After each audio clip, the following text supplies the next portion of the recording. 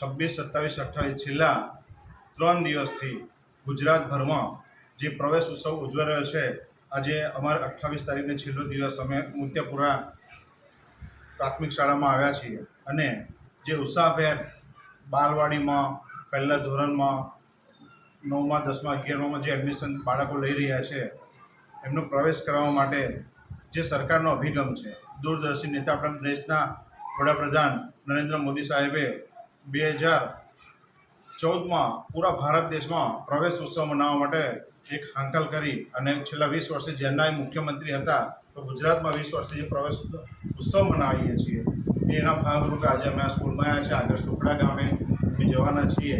તો આપ જોઈ શકો છો કે બાળકોમાં કેટલો ઉત્સાહ છે અને બાળકોને પ્રવેશ અપાવીને સાથે સાથે કીટનું ફ્રી વિતરણ અને આપણા માનનીય મુખ્યમંત્રી અને આપણા શિક્ષણ મંત્રી ઋષિકેશ પટેલ સાહેબ જેઓ સતત બાળકો ભણે તે માટે ચિંતા કરતા હોય છે.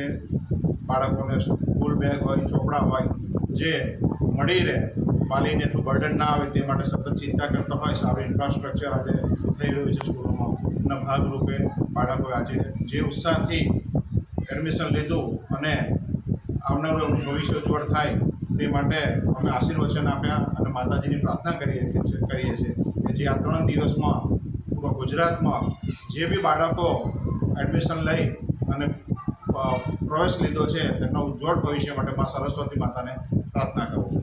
આપનું શુભ નામ સર? હિરણસિંહ રાઠોડ, જિલ્લા પંચાયત સદસ્ય. બોલો. મારું નામ હેતલ પરમાર છે અને હું અહીંયા મોતિયાપુરા ગામની વતની છું. મેં અહીંયાની જ પ્રાથમિક શાળામાં શિક્ષણ લીધેલું છે અને હું આગળ મેં ઉચ્ચ અભ્યાસ માટે MS યુનિવર્સિટી જેવી યુનિવર્સિટીથી મેં કેમિસ્ટ્રીમાં માસ્ટર કરેલું છે અને ત્યારબાદ હું સ્પર્ધાત્મક પરીક્ષાઓમાં તૈયારી કરી રહી છું અને આજે હું GPSC જેવી પરીક્ષાઓમાં પણ પ્રાથમિક પરીક્ષામાં સફળતા મેળવી છે.